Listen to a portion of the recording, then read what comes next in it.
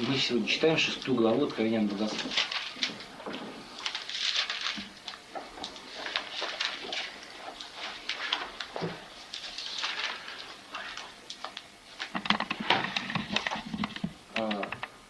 Я в прошлый раз говорил, кто не был, могу немножко уточнить. Значит, дело в том, что печати, как они открывались, каждая печать, она открывает свиток, какую-то часть свиток. Свиток, дело в том, что он складывался вот так вот. Как сказать? Он стоял как гармошка такой. Снятие каждой печати развертывало определенную часть свитка. Вот. И вот таким образом, получается, раскрывается книга мировых судеб, да, Божьих, которые двигаются в истории мира. Да, и все это происходит по плану, который на небесах предначертан. И вот Иоанн Богослов видит, что начинается после космической литургии, которую видел Иоанн, когда ангелы и 4 живых существа, да, и старцы, которые восседают вокруг трона Бога, они поклонились Агнцу, воспели ему славу за искупление. После этой литургии начинается, собственно говоря, действие, литургии в действии. Есть такое, на самом деле, очень такая интересная мысль, что почему священник, оканчивая литургию, как в восточном, так и в западном обряде, он некое поручение дает людям. Ну, в восточном обряде как? С миром языке, да? Вот, то есть люди должны выходить с миром, который они должны нести людям, да? С миром Христа Спасителя, который они должны нести в эту вселенную. А в западном обряде там сказано, что служба закончена, и сходите, и благодать Божия пусть будет с вами. Вот, то же самая идея, да? То есть, что люди, входящие в литургию, они должны быть живыми носителями, источниками благодати, которые в этом мире развиваются. Почему такая мысль, она есть в нашем служении, Востока и Запада одинаково? Потому что сама история человечества, она является раскрытием некой литургии, которая совершается на небесах, в которой мы участвуем в таинстве Евхаристии. Таинство Евхаристии — это тень, даже нельзя сказать, что тень. Тень можно сказать только потому, что мы под покровом, да, получаем под покровом хлеба и вина. Но так это участие в той небесной Евхаристии, которую совершает небесные силы, возглавляет которую Христос. Итак, я увидел, что когда открыл Агнец первую печать, из первой из 7 печатей, я услышал одно из 4 животных, говорящее громовым голосом: «Иди и смотри». И я взглянул, и вот конь белый, и на нем всадник, имеющий лук. И дан им был венец. И вышел он как победоносный, чтобы победить. Итак, первое, с чего начинается это литургия, с того, что он видит раскрытие печати и видит выходящего белого всадника. Там идет 4 всадника, которые описаны некие 4 эпохи жизни человечества. Но самая первая эпоха — это белого всадника. Не черного всадника, который есть у Толкина, да? Кстати говоря, у Толкина тоже обыгрывал это место апокалипсиса. А именно белый всадник. Белым всадником, которого вышел, чтобы победить, является кто? Христос, действующий в апостолах. И здесь совершенно очевидный параллель. Дело в том, что откровение Иоанна Богослова здесь оно связано с текстом из книги пророка Исаии, где сказано: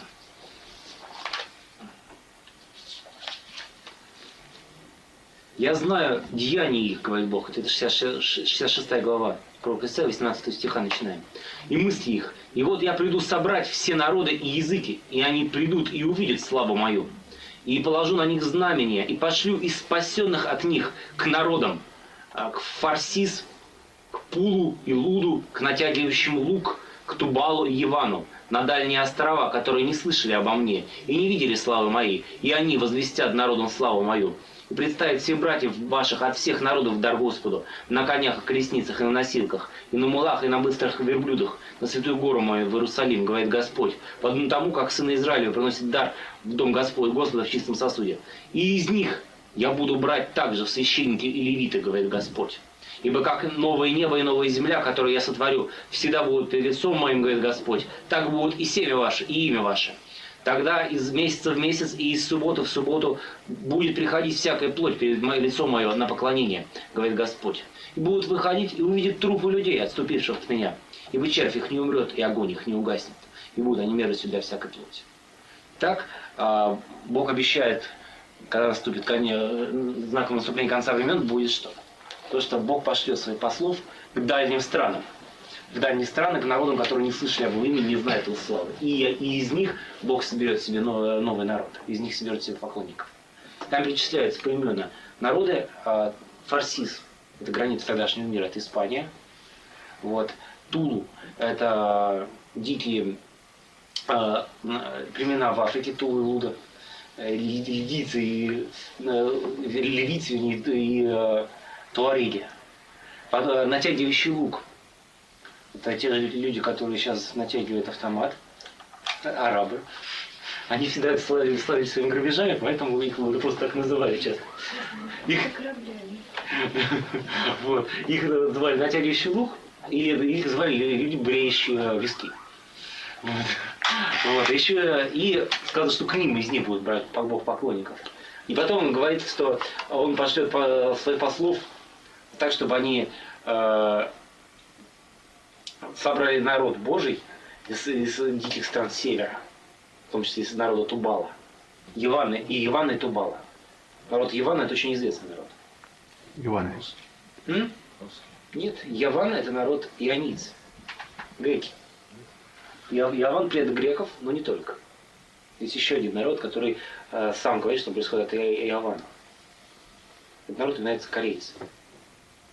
Они говорят, что они происходят и Хвавана, сына Хвапета, сына или его называют еще Праджапати, то есть отцом Япета, вот, который является сыном человека, который спас от воды. Вот, и таким образом они являются родственниками греков, просто одним народом, с ним изначальным происхождением. Итак, и, наконец, Тубал. Народ Тубал, его имя, оно отражено в столице этого народа. Даже сейчас он носит это же имя. Слышали такой город? В честь Тубала назван. Город такой Тбилиси есть. Да. Вот. Он восходит к родоначальнику, собственно говоря, грузинского народа. Да, хотя это означает второе значение теплые воды, но вообще это и предком грузинов был Тубал. Вот, сына Иофета. И к ним Бог обещал послать из них брать себе поклонников. И не только, он обещал нарушить древний закон, да, брать священников и левитов из них. Вот, собственно говоря, сейчас мы видим исполнение, да, то, что мы не евреи. Вот у нас есть священники левиты, которые Бог собрал из этих народов различных. Да, вот из дьякон левит, я священник, да, взятый из народов, которым ничего не было обещано, которые не являются потомками Аарона и Левия. Итак, и Бог в другом месте, через пророка Аввакума, говорит, что он выходит в великий бой, там описывается великий эсхатологический поход Бога, который он совершит в конце времен, для того, чтобы проломить голову начальника враждебного дома. Об этом поется песня пророка Аввакума, которая у нас составляет основу 4-й песни канона нашего. Там сказано: «Разве на реке воспылал, Господи, гнев Твой? Разве на реке негодование Твое? Или на море ярость Твоя? Что Ты восшел на коней Твоих, на колесницы Твои спасительные? Ты обнажил лук Твой по клятвенному обетованию данному коленам. Ты потоками рассек землю. Увидев Тебя, вострепетали горы, ринулись в воды. Бездна дала голос свой, высоко подняла руки свои». В прямом смысле это понятно, да, что такое? Когда бездна поднимает руки кверху. Я думаю, все эти видели по телевидению, да? Кажется, типичное описание цунами, самое настоящее. Морская бездна поднимает руки, и Бог совершает свое великое мщение. И дальше. Солнце и луна остановились на месте своем, перед светом летающих стрел твоих, перед сиянием сверкающих копьев твоих. В гневе шествуешь ты по земле, и в негодовании попираешь народы. Ты выступаешь для спасения народа твоего, для спасения помазанного твоего. Ты сокрушаешь главу нечестивого дома, обнажив его от основания до верха.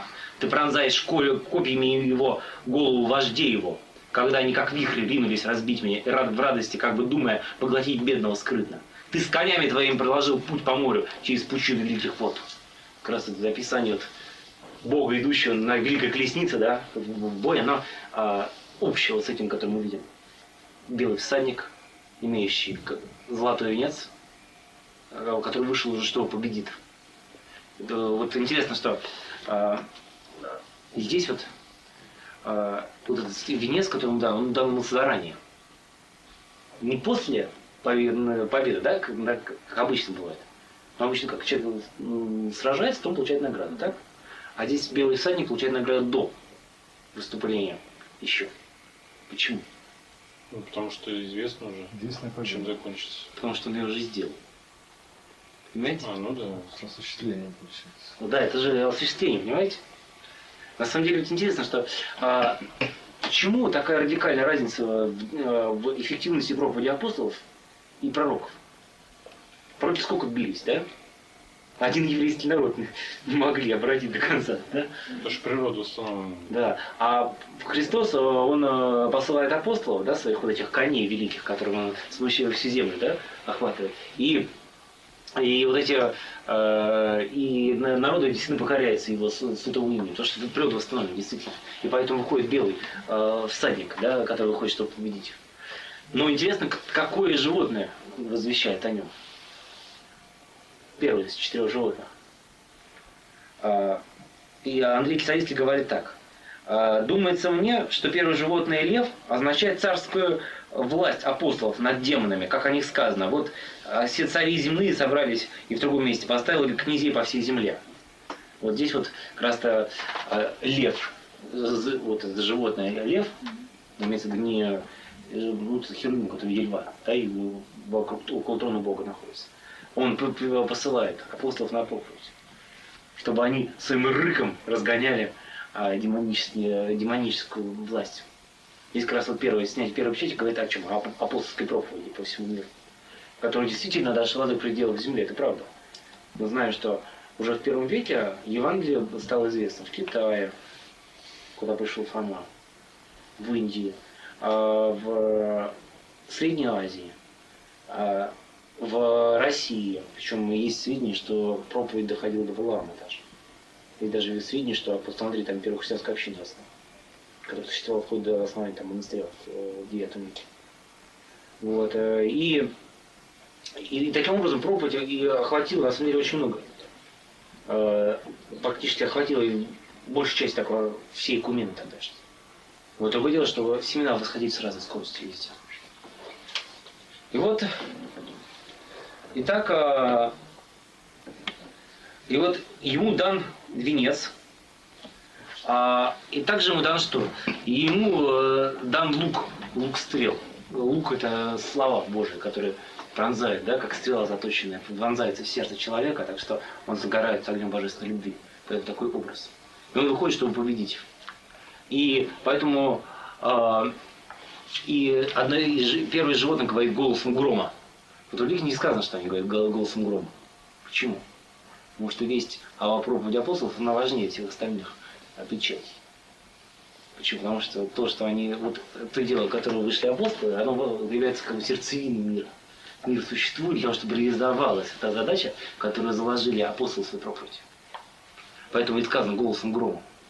Но апостолу Иоанну это было очень понятно, учитывая его собственное прозвище. Да. Кстати, да, вот интересный такой момент есть, что даже такая была загадка. Какой человек имел 3 матерей? Знаете, да? Можно догадаться. О 2, по крайней мере, 3. Гром по-гречески на женскую роду. Да. Да. Поэтому, значит, Соломию, Мария, да, и Гром. Поэтому 3 матери было Иоанна Богослова. Итак, это была такая ремарочка. Итак, первая печать, она исполнилась тогда, когда Господь послал апостолов. Это апостольский век описывается. И он выходит, чтобы победить. Победить языческий мир и побеждает. Когда он снял 2 печать, слышу я 2 животное, говорящее: иди и смотри. И вышел другой конь, рыжий, и сидящему на нем дано было взять мир с земли, чтобы убивали они друг друга, и данным был ему большой меч. Так, второй конь, на самом деле, рыжий неверный перевод. Стоит слово пиррос, огненный. Кстати, полыхающий конь, значит, горящий конь выходит, чтобы на земле началось великое столкновение. Да? Почему? Дело в том, что часто спрашивают, а почему такие вот бедствия будут в конце мира, вот и сейчас какие-то чудовищные совершенно бедствия происходят у нас на глазах. С чем это связано? Вот, и Господь говорит, что не удивляйтесь, потому что это начало болезни. Вы помните, какое слово там употребляется? Я как об этом говорил. Да, начало родовых схваток. То есть, собственно говоря, вот эти беды и катаклизмы конца мира – это родовые схватки ради новой вселенной. Вселенной, где обитает праведность. Именно поэтому рождающаяся вселенная, она как бы прорывается сквозь это, да, и вот эта вселенная трещит по швам.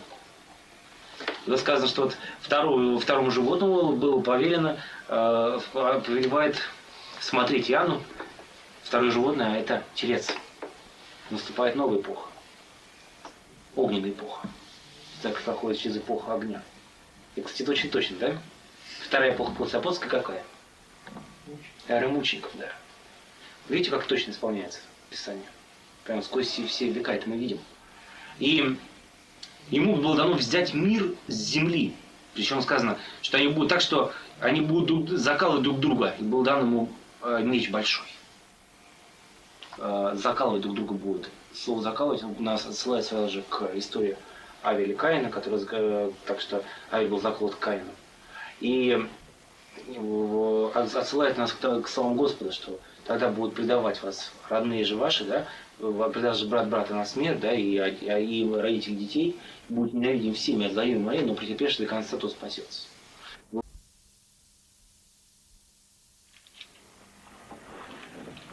Мы сегодня читаем 6 главу Откровения Богослова.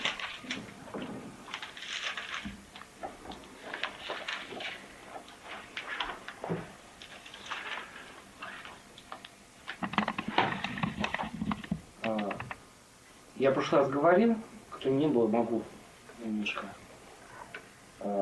уточнить. Значит, дело в том, что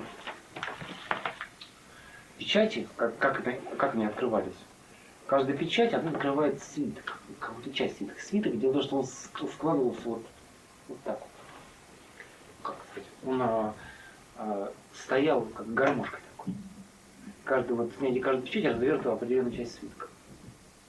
Вот. И вот таким образом получается, как бы раскрывается книга мировых судеб, да, Божьих, которые двигаются в истории мира, да, и все это происходит по плану, который на небесах предначертан. И вот Иоанн Богослов видит, что начинается после космической литургии, которую видел Иоанн, когда ангелы и 4 живых существа, да, и старцы, которые седают вокруг трона Бога, они поклонились Агнцу, воспели ему славу за искупление. После этой литургии начинается, собственно говоря, как бы действие, литургии в действии. Есть такое, на самом деле, очень такая интересная мысль, что почему священник, оканчивая литургию, как в восточном, так и в западном обряде, он как бы некое поручение дает людям. Ну, в восточном обряде как? Миром языке, так? Вот, то есть люди должны выходить с миром, который они должны нести людям, да? С миром Христа Спасителя, который они должны нести в эту вселенную. А в западном обряде там сказано, что служба закончена, и сходите, и благодать Божия будет с вами. Вот, то же самая идея, да? То есть, что люди, входящие в литургию, они должны быть как бы живыми носителями, источниками благодати, которые в этом мире развиваются. Почему вот такая мысль, она вот есть в нашем служении, с Востока и Запада одинаково. Потому что сама история человечества, она является раскрытием некой литургии, которая совершается на небесах, в которой мы участвуем в таинстве Евхаристии. Таинство Евхаристии – это как бы тень, даже нельзя сказать, что тень. Тень не можно сказать только потому, что мы под покровом, да, получаем под покровом хлеба и вина. Но так это участие в той небесной Евхаристии, которая совершает небесные силы, возглавляет которую Христос. Итак, я увидел, что когда открыл Агнец первую печать, из первой из 7 печатей, я услышал одно из 4 животных, говорящее, говорящее как бы громовым голосом: «Иди и смотри». И я взглянул, и вот конь белый, и на нем всадник, имеющий лук, и дан им был венец. И вышел он как победоносный, чтобы победить. Итак, первое, с чего начинается, это литургия, с того, что он видит раскрытие печати и видит выходящего белого всадника. Там где 4 всадника, которые описаны некие 4 эпохи жизни человечества. Но самая первая эпоха — это белого всадника. Не черного всадника, который, да, есть Толкина, да? Кстати говоря, Толкин тоже обыгрывает это место апокалипсиса. А именно белый всадник. Белым всадником, который вышел, чтобы победить, является кто? Христос, действующий в апостолах. И здесь совершенно очевидный параллель. Дело в том, что откровение Иоанна Богослова здесь оно связано с текстом из книги пророка Исаии, где сказано: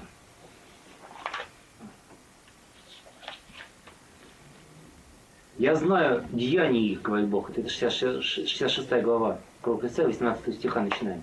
«И мысли их. И вот я приду собрать все народы и языки, и они придут и увидят славу мою.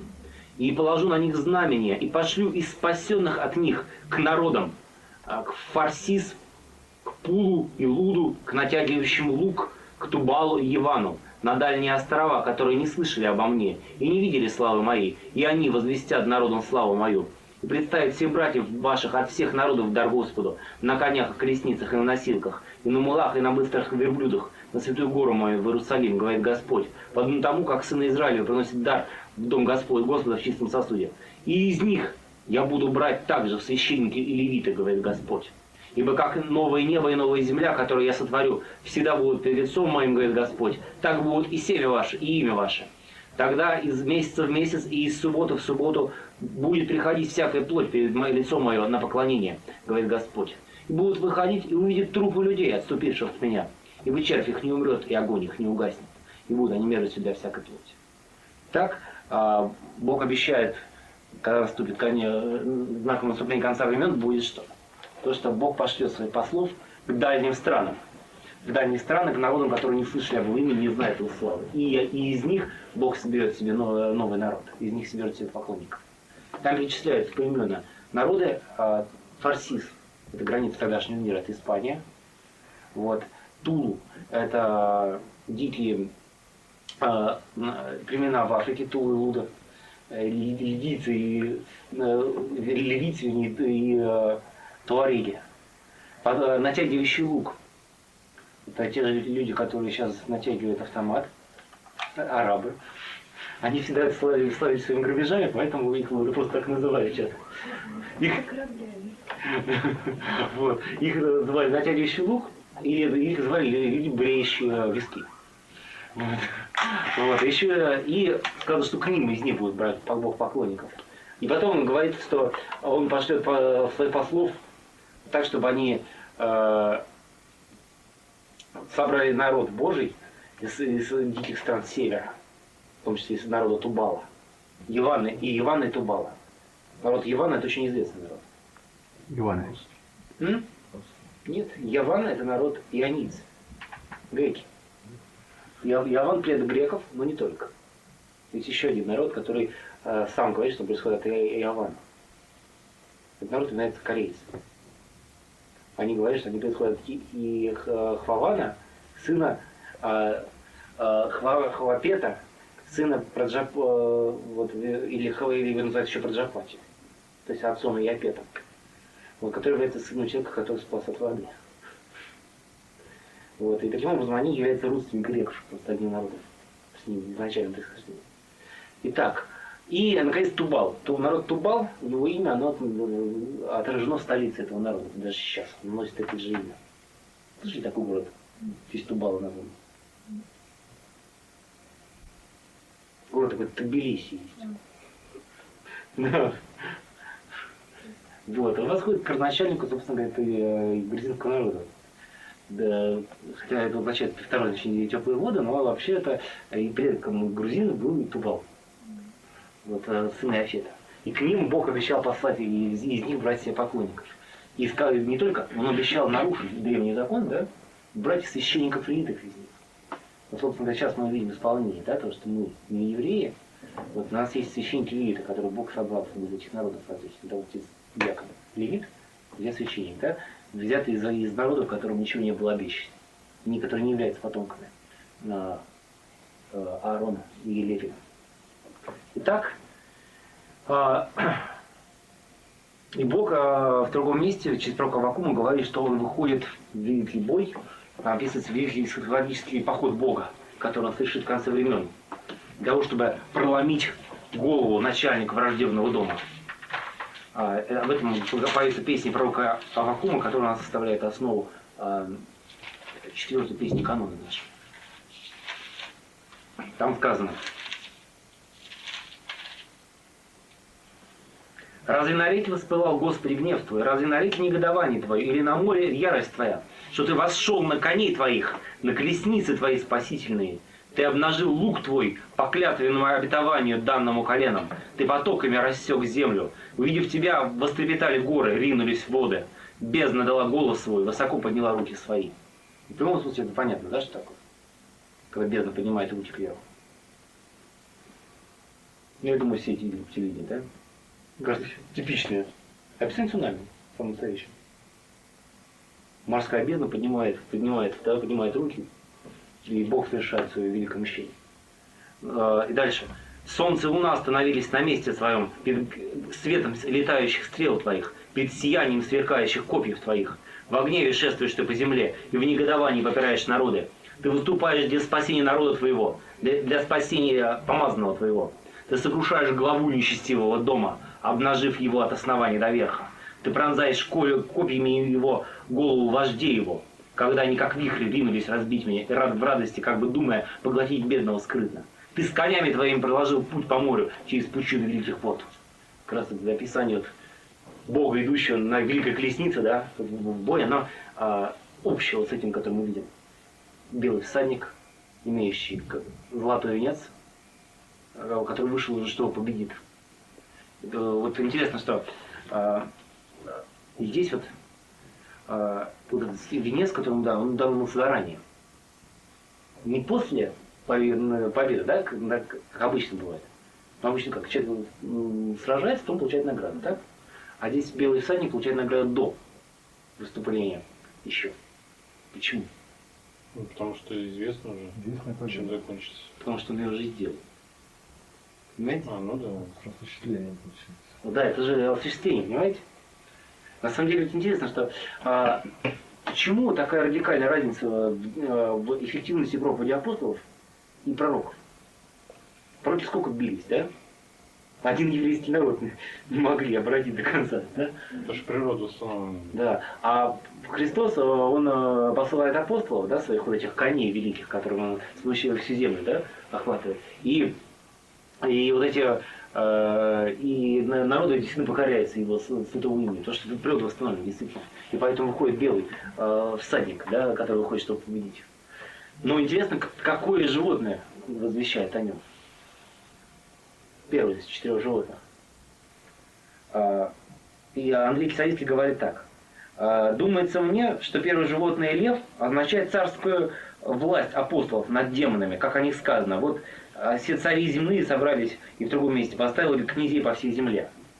Вот здесь вот как раз лев, вот это животное лев, имеется в виду не херувим, который льва, да, и около трона Бога находится.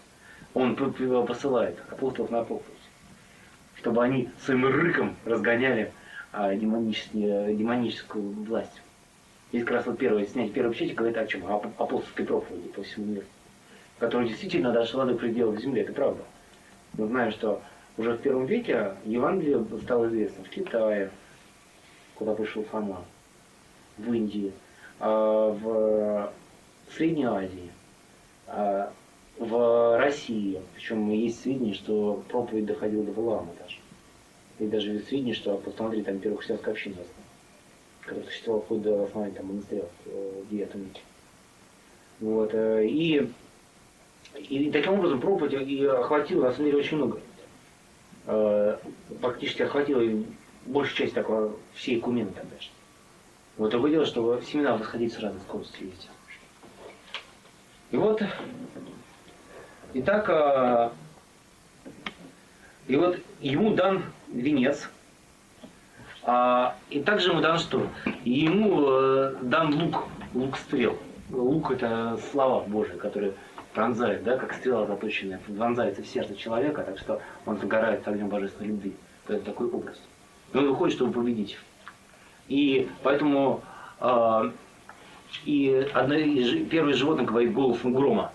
Вот у них не сказано, что они говорят голосом грома. Почему? Потому что весть о проповеди апостолов, она важнее всех остальных печатей. Почему? Потому что то, что они, вот то дело, которое вышли апостолы, оно является как бы сердцевиной мира. Мир существует для того, чтобы реализовалась эта задача, которую заложили апостолы в свою проповедь. Поэтому и сказано голосом грома.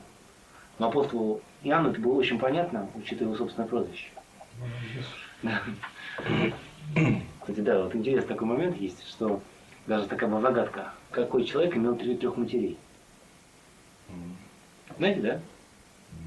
Нужно догадаться. О двух, по крайней мере, третий. Гром по-гречески на женского рода. Да. Да. Поэтому, значит, Соломию, Марию, да, и Гром. Поэтому три матери было Иоанна Богослова. Итак, это была такая ремарочка. Итак, первая печать, она исполнилась тогда, когда Господь послал апостолов, это апостольский век описывается. И он выходит, чтобы победить. Победить языческий мир и побеждает. Когда он снял вторую печать, слышу я второе животное, говорящее: иди и смотри. И вышел другой конь, рыжий, и сидящему на нем дано было взять мир с земли, чтобы убивали они друг друга, и данным был ему большой меч. Так, второй конь, на самом деле, рыжий неверный перевод. Это слово пиррос, огненный. Кстати, полыхающий конь, значит, горящий конь выходит, чтобы на земле началось великое столкновение. Да? Почему? Дело в том, что часто спрашивают, а почему такие вот бедствия будут в конце мира, вот и сейчас какие-то чудовищные совершенно бедствия происходят у нас на глазах. С чем это связано? Вот Господь говорит, что не удивляйтесь, потому что это начало болезни. Вы помните, какое слово там употребляется? Я как об этом говорил. Да, начало родовых схваток. То есть, собственно говоря, вот эти беды и катаклизмы конца мира — это родовые схватки ради новой вселенной. Вселенной, где обитает праведность. Именно поэтому рождающаяся вселенная, она как бы прорывается сквозь это, да, и вот эта вселенная трещит по швам. Тут сказано, что вот второму животному было повелено, повелевает смотреть Иоанну. Второе животное — это телец. Наступает новая эпоха. Огненная эпоха. Так проходит через эпоху огня. И, кстати, это очень точно, да? Вторая эпоха после апостольской какая? Эра мучеников, да. Видите, как точно исполняется Писание? Прямо сквозь все века это мы видим. И ему было дано взять мир с земли. Причем сказано, что они будут так, что они будут закалывать друг друга. И был дан ему меч большой. Закалывать друг друга будут. Слово «закалывать» у нас отсылает сразу же к истории Авеля и Каина, который, так что Авель был заколот Каином. И отсылает нас к самому Господу, что тогда будут предавать вас родные же ваши, да, предаст же брат брата на смерть, да, и родители детей, будете ненавидим всеми от долины моей, но претерпевший до конца, тот спасется. И вот как раз-то здесь сказано, что христиане будут жить вот в этой ситуации постоянной угрозой, под угрозой меча. Но не только, сказано, мир из земли взять. Вот написано «эк тесгэс», то есть мир взят со всей планеты. И одновременно с эрой мучеников начинается не случайно, что еще начинается? Эра великого тысячелетия народов. Второй век, собственно говоря, начинается. Начинается эпоха гонений, и сразу же начинается великие передвижения. Причем они как тектонические такие начинаются. Начинается движение, зарождается государство Хуну. Именно тогда зарождается. которая потом стала известна как Гунны. Вот, в глубинах Азии. А в это время начинают двигаться германские племена, которые потом уничтожат Рим. Вот, двигаться начинается массовая миграция неких диких племен, которые жили раньше между Днепром и Вислой. Эти дикие племена тоже начали двигаться в разные стороны. Знаете, такие племена? Славяне называются. Вот. И вот начинается вот такая внутренняя, причем огромная активность начинается вот этих диких народов. Начинается постоянная борьба и начинается гражданские войны в самой империи. Сама империя как начинает трещать. Потому что, сказано, Бог послал огненного всадника, который снял мир с земли. Как и предсказал это пророк Захария, который он видел. И подобное этому пророчеству есть слова у пророка Захарии. Тоже Захарий видел. Вот я 6 глава Захарии. И опять я подняла глаза за мои, вижу, вот 4 колесницы выходят из ущелья между 2 горами. И горы те были горы медные. В первой колеснице были кони рыжие, во второй колеснице кони вороные, в третьей колеснице кони белые, а в четвертой колеснице кони пегие, сильные. Начав речь, я сказал ангелу, говорившему со мной: что это, господин мой? И отвечал ангел, сказал мне: это выходит 4 духа небесных, которые предстоят перед Господом всей земли. Кони вороные кони там выходят к стане северной, и белые идут за ними, а пегие идут к стане полуденной. И сильные вышли и стремились идти, чтобы пройти землю. И он сказал: идите, пройдите землю. И они прошли землю. Тогда позвал он меня и сказал мне так: смотри, вышедшие в землю северную успокоили дух мой на земле северной. Это одно из величайших исканий русской церкви. Вот, что дух Божий успокоится, да, на земле северной, по сравнению с Израилем. Как раз после шествия этих 4 коней. Именно тогда, как, собственно, и предсказано было в Писании. Итак, и тогда, когда Агнец снял 3-ю печать, я слышал 3-е животное, говорящее: иди и смотри. И я взглянул, и вот конь черный, и сидящий на нем всадник, имеющий меру в руке своей. Я слышал голос посреди 4 животных, говорящих: хиникс пшеницы за динарий, 3 хиникса ячменя за динарий, елей же и вина не повреждай. Хиникс — это мера хлеба, но приблизительно равная мера зерна, приблизительно равная около пол-литра. А динарий — это заработная плата наемника за день. То есть человек не сможет себя прокормить, да, то есть ему будет не хватать. А еды он будет с трудом еле себя поддерживать свою жизнь. Вот, но так сказано: елей же и вина не пережидать. О чем это сказано? Во-первых, говорится об великих бедствиях, которые были во времена падения империи, когда целые страны там умирали от голода, страшных землетрясений, которые были тогда. Вот. Но здесь говорится о чем еще? Здесь говорится, конечно же, и об не наступившем неком другом голоде. После эпохи мучеников идет эпоха Вселенских соборов. Вот, когда возникает страшная ересь, охватывающая всю землю, так что бывало, что во всей вселенной было несколько епископов православных, остальные уклонялись в ересь. Была даже как-то отпечатана монета в честь годовщины Никейского собора, она звучала так: Афанасий против всего мира. Потому что так и было. Был момент такой, это страшный год, 357 год после Рождества Христова, когда римский папа даже принял арианство. Он был главным хранителем православия. Вот. Единственный, кто стал хранителем православия, это был Афанасий Великий. И вот действительно, вот эти ереси, они как волны такие нахватывали, нахлынули периодически на мир, на христианский мир. И они действительно был голод хлеба, голод Слова Божия. Истинное Слово Божие было сложно найти. Вот, но при этом Господь сохранял что? Елей и вино. То есть Господь сохранил благодатную жизнь в своей церкви. Несмотря на эти ереси, которые разлагали вселенную. И как раз действительно это и есть эпоха Вселенских соборов описана. Итак, когда он снял 4-ю печать, я слышал голос 4-го животного, говорящего: иди и смотри. И я взглянул, и вот конь бледный, на котором всадник, которому имя смерть, и ад следовал за ним. И дана ему власть над 4-й части земли умерщвлять мечом и голодом и мором и зверями земными. Так наступает Средневековье, и выходит 4-й всадник. Но опять у нас написано бледный, это неправильный перевод. Так вот это слово конь, хлорос. Очень интересное слово. Хлор отсюда. А хлор что значит? Кто знает? Какого цвета хлор? Белого? Нет. Желтого? Желто-зеленый. Как белизна разлагается, замечательно желто-зеленый становится. Вот. А хлор, он действительно, вот хлор, то есть желтовато-зеленый цвет разлагающегося трупа. Значит, то есть вышел конь разлагающийся. И на нем ехала смерть. Вот. И здесь говорится о том, что вот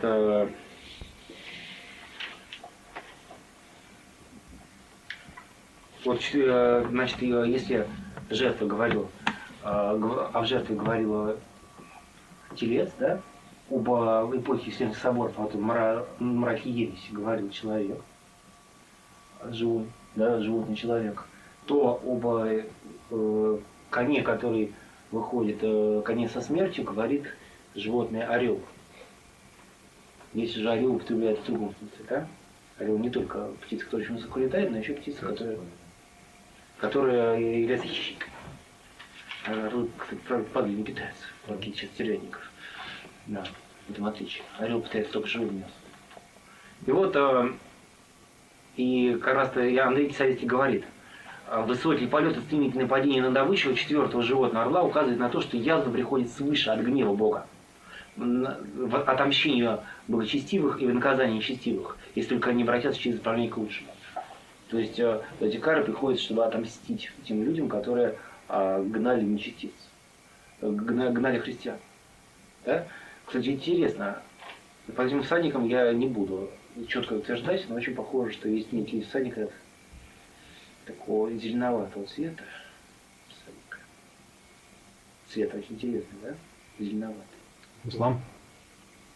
Эпоха средних веков. Но это я не буду твердо утверждать, вот Иоанн Богослов придет, точно растолкует. Вот, но по действию очень похоже, потому что ислам идет не случайно. Ислам двигается туда, где в церкви разложены ереси. И именно туда. Именно туда. Это такая болезнь, идущая прямо следом за ересями. Ислам захватывает сразу же Египет монофизитский, Сирию монофизитскую, да? Персию нестрианскую. Вот. И таким образом ислам идет ровно за ересями, понимаете? Как наказание за вот это извращение Евангелия Христова. И чем более, как только появляется какая-то ересь, то туда приходит ислам. Тогда это появляется сильнее ересь. Ну, кстати, в Европу сейчас пришел. Он захватывает больше как вот, боятся страха физического или вот духовно подчиняется исламу? Ислам физически захватывает. Есть люди вот, да. физически боятся наказания от воздействия физического. Да, конечно. Да. Угу. Вот. Но это не самое страшное. На самом деле на нем-то едет всадник, которого имя смерть. Андрей Кисаревский жил до ислама.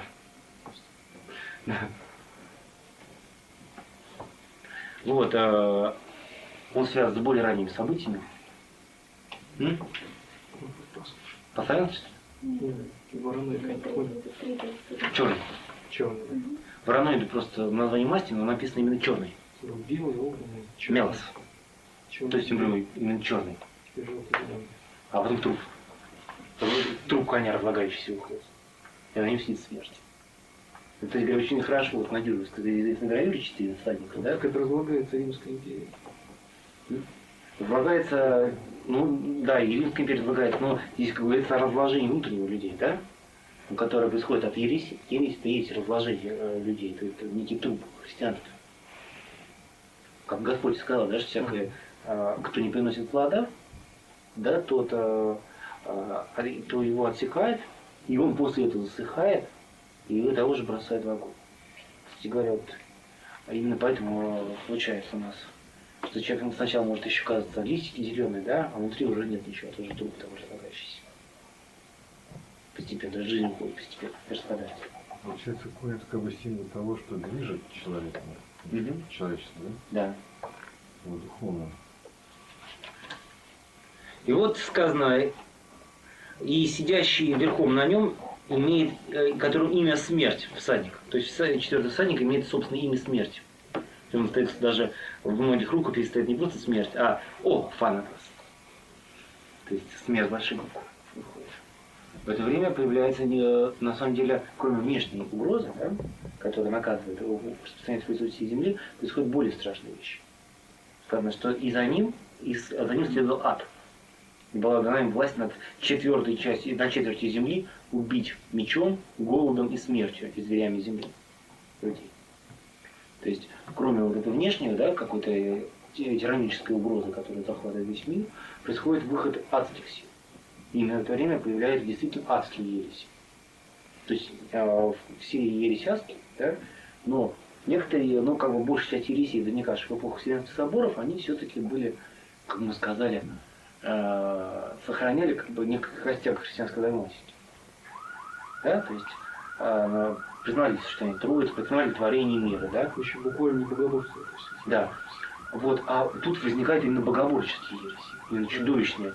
Вот, начинается в Альбегойцах на Западе, да, в Болгарии, в России, у нас они называются волхвами. Вот волхвы, это были не языческие маги, это были именно настоящие богумилы. Это известно по Евдоклении, которые они излагали. И они утверждают, что материальный мир это зло. Он должен быть уничтожен. Вот. И они утверждали, что злом является творец материального мира. Это были настоящие классические богоборцы. И они еще очень часто были замечены в том, что они в состоянии кланяться.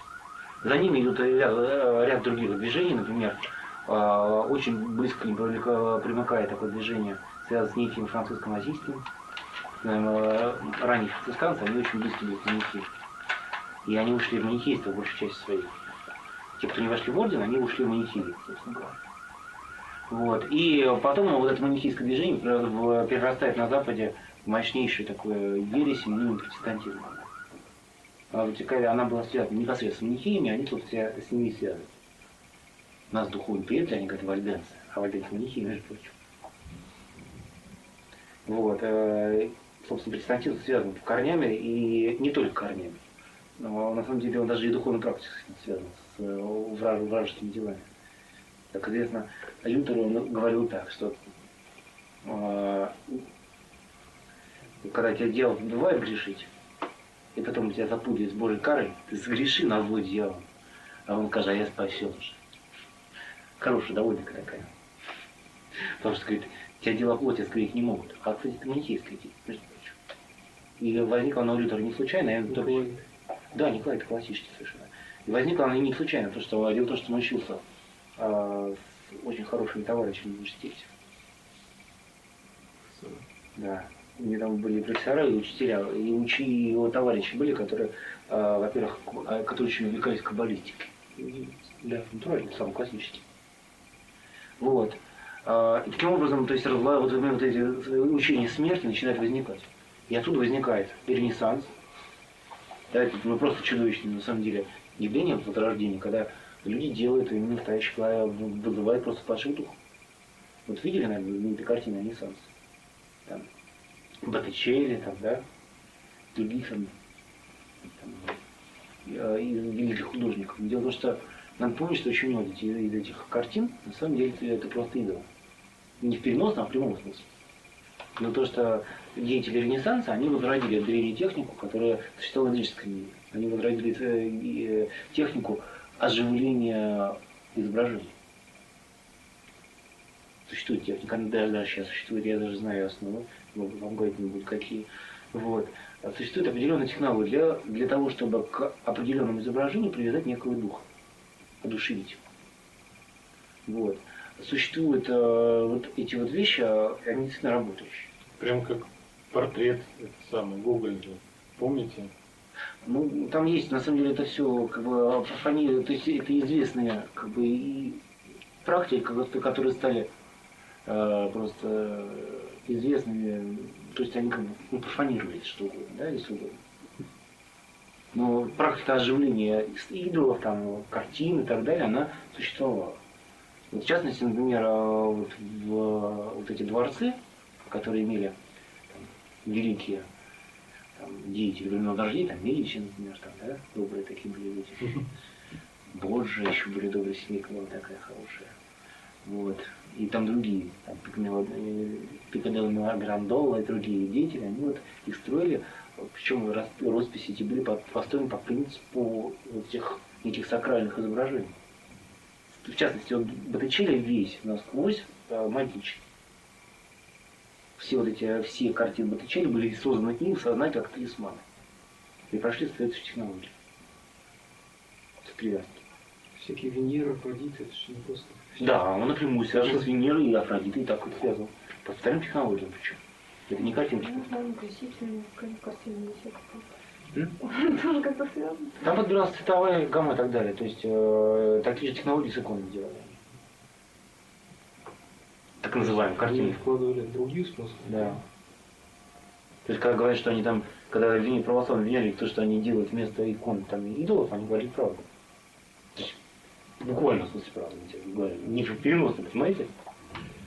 Вот. Причем я считал, что там подбирали специальные цвета, было особое искусство, да? Искусство расположения изображений, искусство подбора цвета определенного, да? Который должен был вести человек в определенный сход соединиться с определенными планетами. С планетными духами. Это от греков? Ну, от греков, от Камбалы и так далее. Тем более, тем более это было распространено, что даже Римо-католическая церковь в лице одной из самых лучших своих пап, в кавычках, Александра VI Борджа, знаете такой, да? Киевмен. Вот, хороший был такой папа, замечательный. Травье, которое есть. А? Да, у него было хобби травить массу. Не только, кстати говоря, он еще развратник был своей дочерью. Вот, Лукреции. Но это не важно. Важно другое, то, что он Буллы узаконил 2 вида магии. Он сказал, что есть, в средние века считал, что есть 3 вида магии. Ангелическая, демоническая и естественная. Вот. Ангелическая магия – это способ манипуляции ангелами при помощи имен Божьих, ну, каббала, конечно. Вот. А демоническая магия, ну, это понятно, некромантия, чернокнижие, да, прямое вызывание двух духов. А естественная магия – это магия, которая повелевает духами стихий. Стихиарий, так называемый. Там дух, вот, который их не нужно командовать. И вот, естественно, и он сказал, что правоверный католик может заниматься естественной магией, может баловаться духом стихий, вот, и может заниматься магией ангелической, это лишь каббала, но не имеет права заниматься демонической магией. Вот. Бруно выступил против этого ограничения, за что был сожжен. Знаете, Джордан Бруно. Ну да. Он был крупный некромант, то есть он вызывал злых сил. Вот. Собственно, интересно, что его сдал, как это его собственный ученик. А сдал его по той простой причине, что он начал жутко бесноваться у него. Он переломал целый этаж дома в жутком припадке, который нельзя было никак сдержать. Вот. В результате своих опытов демонической магии. И, короче говоря, он тоже перепугал его собственную жизнь, вызвал инквизицию в области подоколечки и отвезли в Рим, где ему каждый год кланяться. Кстати, интересный такой момент, там в Риме на площади цветов, что ли, да? Там каждый год там с точки на место сожжения кладут. Хотел сожгли абсолютно правильно, конечно же. Учитывая то, что черная магия связана с убийствами, простите, это, конечно же, совершенно справедливо. Это я призываю, что даже по нынешнему уголовному кодексу пожизненно точно получил. Вот. Как маньяк, причем очевидно совершенно. И, кстати, слово маньяк точное. Знаете, да, что переводе означает? Поддерживаемый злым духом. Бесноватый. Да? Мания, да, беснование. Поэтому бесноватый маньяк, то поддерживаемый злым духом. Просто и так, как он появляется. По-гречески. По сути говоря, наркоман – это человек, одержимый злым духом, вызывающим оцепенение. Это все. Дословно так и переводится. Итак, и вот как раз сказано, что было повелено уничтожить четверть часть земли при помощи меча, голода и зверей. То есть земля подвергается страшным карам, идущим от Бога. Вот эти чудовищные кары, они охватывают всю землю. Но мы знаем, что действительно так. Смотрите, вот эти, как бесовские учения пришли, начиная с бесовского учения ислама, откровенно бесовского. Потому что сам Мухаммед думал, что его дьявол на нее напал, пока жена не переубедила. Вот. И оканчивая, особенно же бесовскими учениями Запада, вот это сражается страшным чудовищным разрушением. Например, Ирландия потеряла 2/3 жителей. Представляете? Когда пришел такой замечательный добрый Оливер Кромвель. Вот, 1/3 жителей осталась в Германии. После периода находится 17 века. Вот, весь Прованс был обезлюден после Бегостихова. То есть, где приходят манихеи, там начинается такая резня, что просто мало не покажется. И великая чума началась, да, и тоже в то же время начинается. Вот, причем огромнейшая совершенно, да, пандемия в масштабах общепланетарных, да, то есть почти вся планета охвачена этим страшной бедой. Так что в Париже осталось целых 200 человек жителей. В Смоленске 20 человек осталось жителей. После чумы. Вот. И когда он открыл 5-ю печать, я увидел под жертвенником души убитых за Слово Божие и за свидетельство, которое они имели. И возопили они громким голосом, говоря: «Доколе, владыка святой и истины, не судишь и не мстишь живущим на земле за кровь нашу». Даны были каждому из них одежды белые, и сказано им, чтобы они успокоились еще на малое время, пока и сотрудники их, и братья их, которые будут убиты, как и они, дополнят число. Так, после Средневековья наступает особое время, которое вызывает крайнее негодование у мучеников. Новое время, да? Мученики, видя то, что происходит на земле во время нового времени, кричат: «Боже, хватит, надо заканчивать с этим». То есть мученики... Извините, что я перебиваю. Вот все-таки вот предыдущее, то, что вот 4 всадника, да? Да. Ну, мы сказали, что всадник на белом коне — это Христос. Да. А остальные 3 это все-таки как бы символы являются, как бы не являются личностями какими-то, правильно? Почему Христос действует через апостолов, да? Но там духи идут. То есть посылает Бог, свой, да? Бог посылает дух. Еще если это история человечества, чужая средние века, это заканчивается на средних. Ну, Что, вот, продолжим? Продолжается. ну, дальше же следующего 5-го всадника нету. 4-й это средневековье. Значит, уже духи закончились, началось другое. Там начинается другая эпоха совсем, да. Бог начинает действовать по-другому. Меняется способ действия Бога на себя. То есть это духи реальные, да? Реально, совершенно. Ну, по крайней мере, смерть вполне реальное существо. Причем. Серьезно? Да. Именно такой, как его изображают на картинках. Такой? Да. А что с ним? Серьезно, причем его многие как именно в таком виде видели, говоря, напрямую. И, кстати говоря, в свете этого становится понятным обещание Господа: верующий в меня смерть не узрит. В прямом смысле, понимаете? Он не увидит это чудовище. Понимаете? А перейдет на смерть и жизнь. Вот. То есть он не увидит этого духа. Воскресенье, что с ним будет, если реальное существо? Оно как аду принадлежит? Или Сказано, и смерть, и ад брошен в озеро горящим огнем и серой. Да. Там прямо сказано, количество раз написано. Такой вопрос. Живое существо, да. Такой вопрос. Вы сказали, смерть не узрит. Вот Христос говорит, что видевший меня, видел Отца. Да. Мир Отца, его изображение никто не должен видеть, Да. никто не должен творить. Получается, смысл видения его и видения Отца, он не физически, не буквально смысл, значит. Почему буквально? Он сам откровение Отца. Откровение. Значит, получается... Само откровение Отца, то единственный как образ Отца, который есть, и который мы можем увидеть, лицо Отца — это Христос. Так, Икона. Икона, так он в Библии так называется. Иконой не только, но еще схема Отца, например. схема? Схема, да. В последнее время говорит, схема ипостаси его. Схемата ипостаси он. Схема, то есть, это изначальное значение слова схема. Схема, значит, так точно как бы графье, мы сказали. То, знаете, Карта. это совсем. Принцип. Нет. Что такое графье? Как икона пишет, знаете? Берут левказ, да? Вот. А потом на ней делается что? Потом делается изображение. Обычно рисуют углем, карандашом сейчас. Вот. Его можно менять, там, потирать, там, да?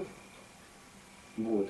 Или там, или если ты его рисуешь, как вот сейчас делают обычно, на бумаге, да, его потом копируют. Ну, всегда на бумаге делают. Канон. Ну да. Препарат. Обычно, так сказать, на глаз никто На глаз, да. не пишет. Вот, не важно, говорят, на самой доске. То есть получается вот некое изображение, да? Вот.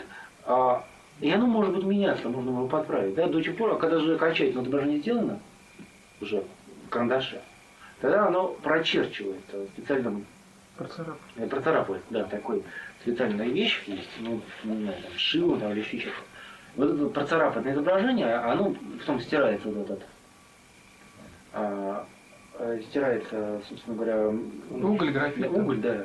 Вот, а получается, и остается вот это прографированное изображение, которое создает контуры. Вот. И вот это называется схема-то, начертать. То есть неподвижный образ. В отличие от подвижного. То есть человек может быть по образу, да, то есть может носить какой-то черты сходства, да, с отцом. А сын это непосредственное, жесткий отпечаток, понимаете? Точное отражение сущности отца. Ипостась меняться. То, что мы видим, можем увидеть глазами, это воплощение, это человеческое. Да. А как человек это выражает свой... Только ли воплощение? Трилография видно даже сейчас, видите? Вот видите? Угу. Там по-другому видно. Очень просто. Мы видим воплощение, но мы видим не просто человека, так? Мы видим божественное сияние. Или даже на икону. Когда мы причащаемся, мы опять соединяемся с самим Христом, да? Этим богочеловечеством. Обоженным телом, с обоженным духом. А так божество общее Отца и Сына, поэтому, естественно, видишь меня, видел Отца. Да, Христос показал не только как бы, внешность свою, Да. да, то есть это Делать не характер, не- как бы свойства Отца. Вот, Да. да. Но характер, кстати, характер.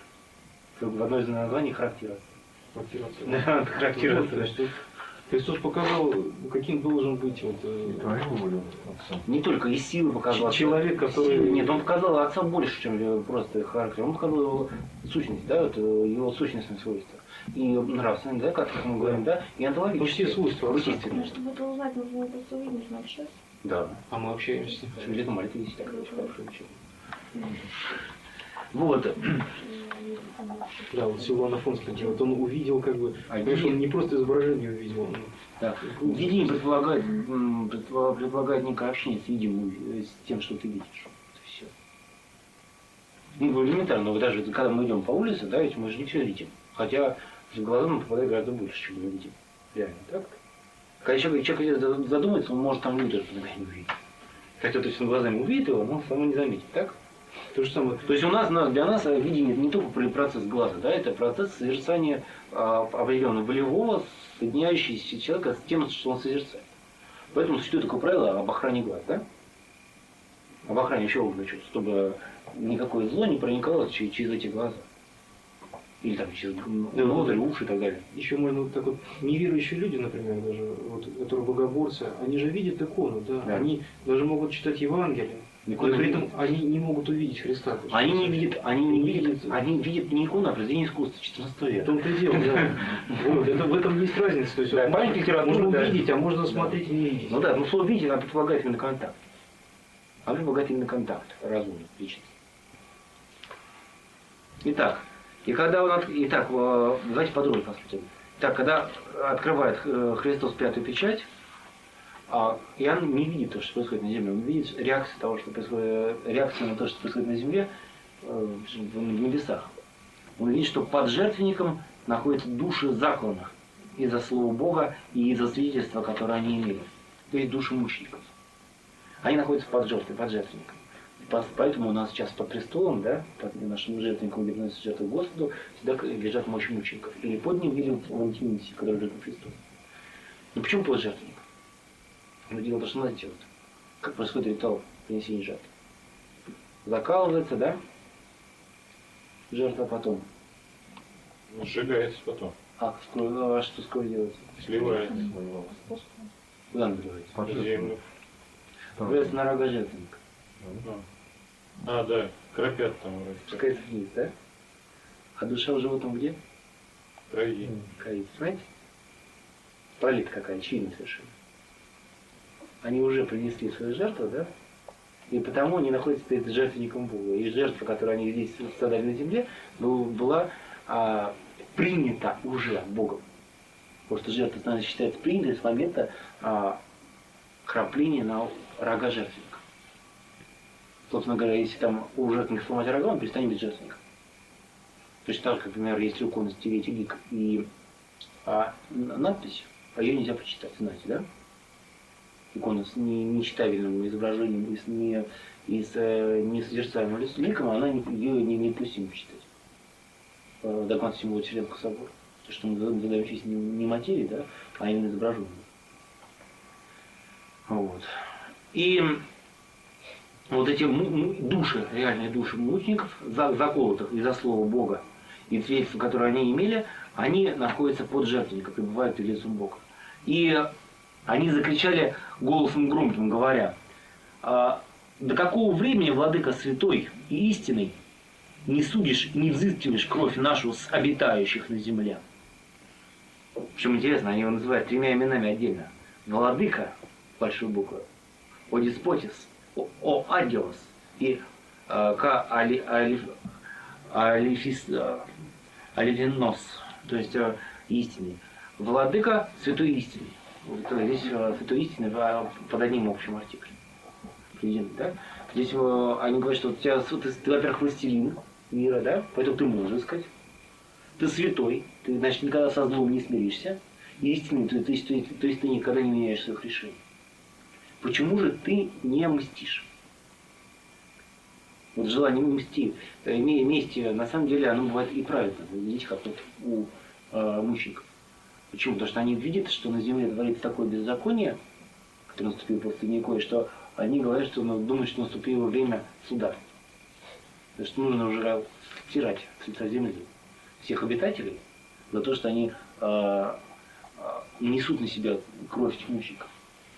Действительно, древние мученики говорили, что Бог взыщет с рук всех убийц кровь пролитую мучеников.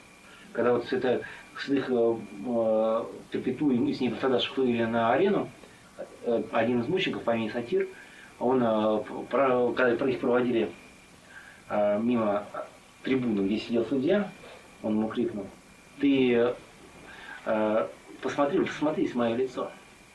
Ты увидишь меня в день суда, когда я тебя осужу на огонь. Потому что Бог взыщет мою кровь с твоих рук». Вот. И он действительно первым зашел на небо, как и видел в Перпетуе. Кровь, потому что должна быть отомщена. Всякое зло должно быть наказано, если оно не раскает. И вот здесь как раз и сказано, что и они возмущаются, что Господь до сих пор еще не судит и не взыскивает за кровь с обитающих на земле. Но им было дано каждому стола белое, не просто одеяние, а слово стола. Стол — это значит столи по-гречески. Столи — это праздничные одежды. Это одежда, в которых там одевались, когда идут на свадьбу. А свадебная одежда называлась столица. Отсюда католическое стол, да? И петрархия. Название праздничной одежды. Вот. И дана была праздничная одежда белая. И сказано было, чтобы они отдыхали еще время малое, пока не дополнят числа и рабы вместе с ними, и братья, которые готовятся быть убиваемыми, как и они. То есть им сказано, чтобы они пребывали пока в покое Божьем, да? Одеты в праздничную одежду в ожидании. То есть одежда праздничная почему одна? Ну, потому что вы точно войдете в царство, да? Вы уже спасены. Поэтому вот вам даже одежда, одевайтесь и ждите приглашения на пир. Вот. Потому что еще необходимо, чтобы братья ваши, которые будут убиты, которые готовятся быть убиты, как и вы, они дополнят число. То есть здесь Господь им говорит, что идет новая эра мучеников, которая наступает после конца Средневековья, да, в новое время. И вот эти новые мученики, они дополняют число первых мучеников. Кстати, так и произошло, вы знаете, да? Гонения Диоклетиана были преждевременны в 20 веке. И, кстати, не только в русской церкви. Мы знаем, что чудовищные гонения обрушились на церковь Албании, которая полностью вырезана практически, на церковь Греции, в которой было очень много пострадавших до во время Смирнской резни, да? А церковь, кстати говоря, не только во время Смирнской резни она очень пострадала, она в очень большой гонении была в 1948 году, когда было огромное коммунистическое восстание в Греции, когда очень многих убивали христиан, коммунистов. Вот в Сербии гонения были страшные, да, и фашисты, которые устроили старшие, да, и Тита тоже устроил гонения. Гонения чудовищные были в Румынии. Вот там товарищ Чаушеску устраивал, когда гноили там священников в подземных шахтах.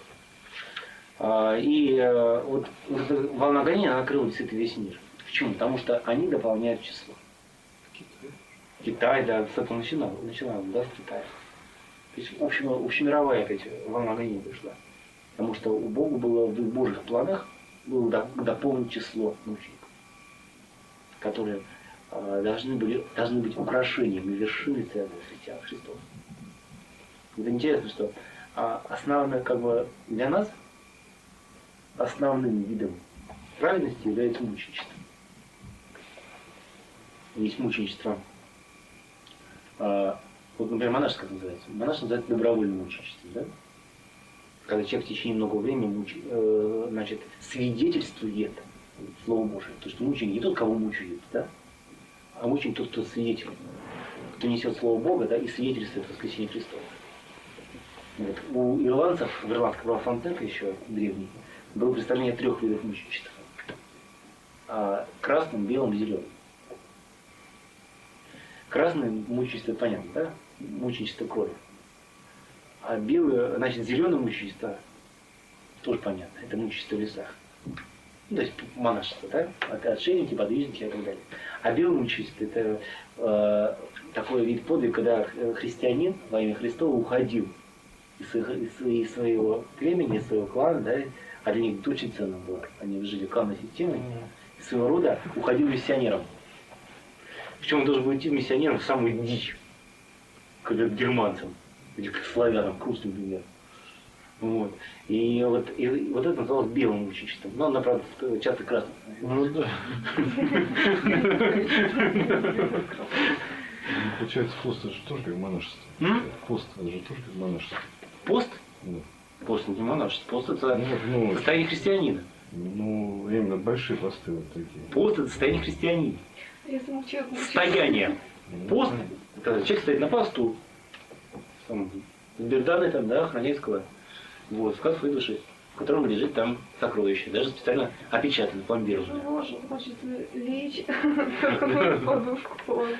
Да, не спи, замерзнешь. Вот. Поэтому посты существуют как раз, да, для охраны духовного сокровища. Итак, поэтому, кстати говоря, именно во время поста начинает раздражение нападать на людей, да? Ну понятно, как на число он нападает. Когда он на посту находится. Кому интересно часовой в казарме? Вот. А когда человек охраняет его рассказ с ядерными припасами, то, естественно, его будут нападать. Вот. Естественно, поэтому как раз во время постов там люди начинают звереть там и так далее. Вот. Итак,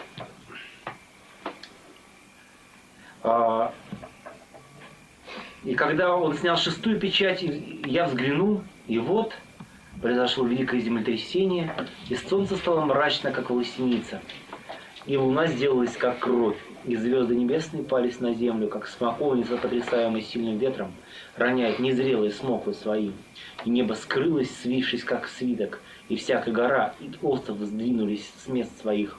И цари земные, и вельможи, и богатые, и тысяченачальники, и сильные, и всякие рабы, всякие свободные, скрылись в пещеры и ущелья гор, и говорят к горам и камням: «Падите на нас, сокройте нас от лица сидящего на престоле и от гнева Агнца, ибо пришел великий день гнева его, и кто может устоять?» Со снятием 6-й печати наступает конец мира. Почему? А почему не снимаем? Как вы думаете? А 7-я это как бы создание, наоборот. Да, возрождение. Да, там 7-я печать, когда снимается, наступает время исполнения того, что обещал Бог через пророков своих. когда совершится тайна, которую Бог обещал в часы пророков. Но это об этом мы скажем чуть позже. Вот. И здесь же мы видим, что наступает время суда. Немножко извините, а вот Да. еще вопрос. Ну вот как бы я тоже вот одну книжку читал, но там как бы не совсем и, по-моему, тоже ссылались вот на Андрея Кисарийского, Да. что вот мученики им называют, так сказать, о том, чтобы быстрее наказали грешников. Да. Ну, чтобы не совсем там, буквально следует понимать, что вот они хотят, чтобы там растерзали скорее. Не истязали, не хотят, чтобы праведность восстановилась. И просто нужно, чтобы восстановилась мировая справедливость, да. Но мученики, да, кричат Богу. Вот как кровь Авеля тоже ведь кричит Богу.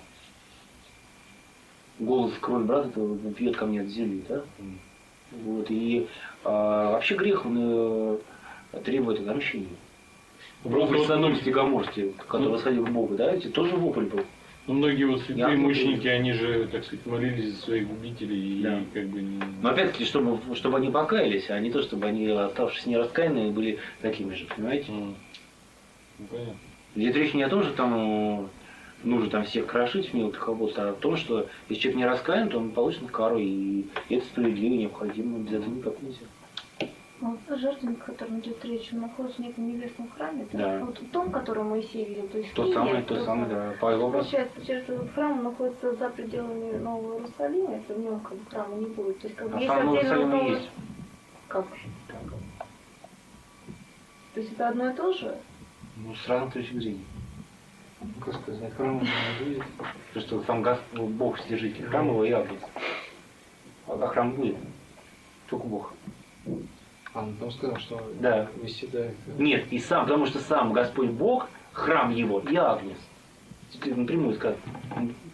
Ну, Читайте, 21 описание глава. Скинии и Нового Иерусалима уже не совпадает. Как что тогда? Разные видения. Разные стороны точки зрения. Дело в том, что, например, можно сказать, что и будет справедливо сказать, что, например, является этим храмом является сам Христос. Он является очистилищем. То есть той самой доской, да, на которой кропили в день Йом-Кипура, когда прощались грехи, да. Он является одновременно храмом. Он сказал, у него храм тела, вы помните? Он говорил о храме тела своего. Он является и святой святых, как говорил Даниил об этом. Кадош Кадашим. Вот, и Давид. И так далее. То есть храм, он имеет связь и со Христом, он имеет и связь с небесной реальностью. Ну, это получается, что просто мнение такое было одного священника на проповеди, что вот вы думаете, что когда воскреснете, что вы увидите вот описание, когда уж вы покажете, что там будут там прекрасные камни, там еще что-то такое, ничего не увидите, будет там везде только один Бог, и ничего реального как бы. Ну, это что, это правда? Но опять воскреснем в телах, Да. ну как значит, уже тела будут. Уже как минимум мы увидим Бога и людей. Как минимум. Как минимум, да. Да. Сказано, Бог говорит, новое небо и новую землю. Значит, видим землю и небо, так? Или по новой земле нужно подразумевать Христа? Да нет, новое небо, новое земля, все новое. Ну, вот. То есть мы видим землю, небо, да, людей, ангелов, и Бога 5. Ну, в Иерусалиме буквально написано, мы не увидим, да, то есть это действительно некий такой образ описывает. А что значит образ? Ну, понимаете, есть некая реальность, которая находится за пределами нашего восприятия, если ты ее увидишь, а он будет описан, естественно, в образах. Но не значит, что его нет. Это же духовный предмет на самом деле. Но духовный мир, он есть. Это мир очень четкий. Просто название четкий. Терминологии так. Знаете, Но для апостол апостола Павел говорит, что мы видим как гадательное сквозь Да. мутное стекло. Да вот дело в том, что когда мы, например, если мы увидим сейчас, заглянули туда, мы увидим Новый Иерусалим, так как его Иоанн описывает. А вот когда мы увидим там, то мы увидим его по-другому. Это будет Новый Иерусалим, реально Новый Иерусалим. Это все то же самое. То есть, Да. реально фактически существующее. Да, просто у нас более как бы четкое зрение, то есть очков не будет. И потом вот все-таки некоторые святые, они, кроме Иоанна Богослова, также видели, описывали. Преподобные отцы, например, были видения. Но в Иерусалиме видения были, хотя это редко. Вот именно такого же. Да. То есть, Я говорю, это описание некой реальности. И оно, например, можно сказать, что, например, на небесах эти вот 4 животных, они вот там раздается мычание там быка там, или рев льва там, или кликотание там орла. Можно ли так подумать? Я если говорит, нет, конечно, нельзя подумать. Ну, действительно нельзя. Но никто не мучит, не гавкает, не лает, не рукает, Нигде не не так. упоминается, что мычали как-то. Ну, поющий, пьющий, звучит как бы. Да, поющий это от мычания как-то. Ну, пьющий. Пьющий. Очень даже. Вот. Не, но дело в том, что, ну, опять-таки, что Эзекииль или Иоанн, они врали, что ли? Нет, они увидели некую реальность, которую иначе, как вот так, не передашь. Понимаете? Она просто иначе не описывается. Но если из этого не следует никак, что реальности это нет. Это логика очень странная. Все будет духовно, поэтому ничего кроме Бога не будет. Апостол Павел То будет, говорит, значит, сиять, да, это как у Горбачков получается, да? Значит, глит на нас из сияющей пустоты, да? Вот, значит, надежда христиан сияющая пустота, Горбачков прям таки. Простите, это буддизм называется, да. А это книга, Лотосовый сутра называется. это, кстати, по-моему, слова там средневековые, какие-то западные у него. Нет, Не нет, вот эта фраза конкретно, которую я сейчас сказал, Да. это его слова, да, которые говорят о буддизме. и вот апостол Павел уже опять-таки говорит, что он видел, но и не может передать того уха Да. и вообще язык человеческий. То есть то, что он видел, то есть он не может рассказать Но просто. он видел. Но он видел. Он видел, да, он видел некую реальность. А вот это на самом деле это очень опасная тенденция, она есть. Тенденция такая, что вот это надо понимать духовно, то есть этого нет. Это очень странно, это, конечно. Не, ну просто- Понимаете, вот я могу бориться духовно. Духом дух, как сказать, да? Да, значит, следствие, я могу его спокойно, ну, да, раз- На его место сесть. не доищикнуть это просто. Да, могу даже разводить рукой, потому что дух, понимаешь, плоть и кость не муть, да, как известно. Ну просто если там Да, например, этому дикарю какому-нибудь... причем исходя из чистой формальности, да, исходя из литургического представления материи, можно сказать, что отца Бориса, отец Борис весь духовный. Буквально смысл этого слова, как и я. Потому что мы знаем, что с точки зрения святых отцов материя и дух отличаются способом бытия, а не качеством. Попытаюсь объяснить, что это такое. Дело в том, что святые отцы говорили, ну, у Григория Низкого это подробно написано, что такое вообще материальный предмет? Ну, к примеру, ну, не знаю, лежит там диктофон. Он вещественный, но при этом вполне мы его можем опознать, да, рационально опознать, описать и так далее. А почему? Почему прозрачен для разума? Почему стол прозрачен для разума? А по очень простой причине. Вот смотрите, он имеет цветность, да, серый, металлический, да? Он имеет там красный точек. То есть цветность. У нее есть химический состав. Но цветность или химический состав, это вещи существующие. Вы можете представить себе вообще цвет? Есть такой кусок, цвет вообще? Ну нету. Нету.